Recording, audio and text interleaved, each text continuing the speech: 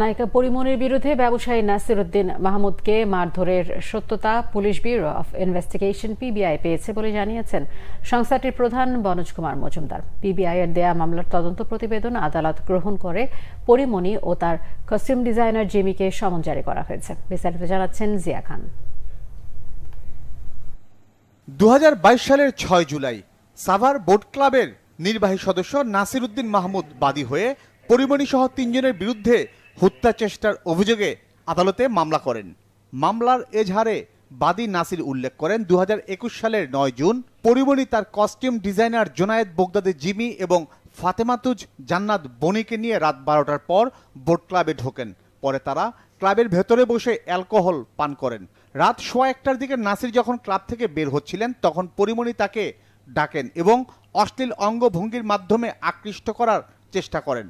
একটি অ্যালকোহলের বোতল বিনামূল্যে পার্সেল দেওয়ার জন্য নাসিরকে চাপ দেন এবং এতে রাজি না হওয়ায় পরিমনি গ্লাস ছুঁড়ে মারেন নাসিরকে। এতে নাসিরের মাথায় ও বুকে আঘাত পান। এই ঘটনায় মামলার তদন্ত শেষে পরিমনি সহ 2 জনের বিরুদ্ধে অভিযোগপত্র জমা দেয় পিবিআই। সেই দিন রাতে যারা যারা ডিউটি করেছেন সেখানে যারা কর্মকর্তা কর্মচারী ছিলেন তাদের বক্তব্য নিয়েছে এবং সেখানে তারা সিসি ফুটেজটাও রেখে দিয়েছিলেন। তো সেই সব বিবেচনায় আমাদেরকে মনে হয়েছে যে পরিমনি আসলে একজন গ্রাহক হিসেবে গিয়ে যেসব বিষয় তার যে ব্যবহার থাকা উচিত ছিল সেটি সে করেন নাই, সেটি সেক্ষেত্রে থেকে সে একটু ডেভিয়েশন হয়েছে। তো আমরা সেই জিনিসটি আমরা সামনে এসেছি এবং আমরা এই কারণে তার বিরুদ্ধে আদালতে সে যেটুক অপরাধ করেছেন আমরা সেইটুকুই প্রমাণ পেয়ে আমরা আদালতে প্রতিবেদন দিয়েছি।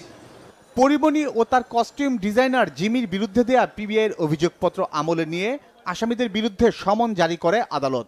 তদন্ত প্রতিবেদনে 323-এ আছে হচ্ছে মারধর আঘাত আর 506 হচ্ছে ভয়ভীতি প্রদর্শন।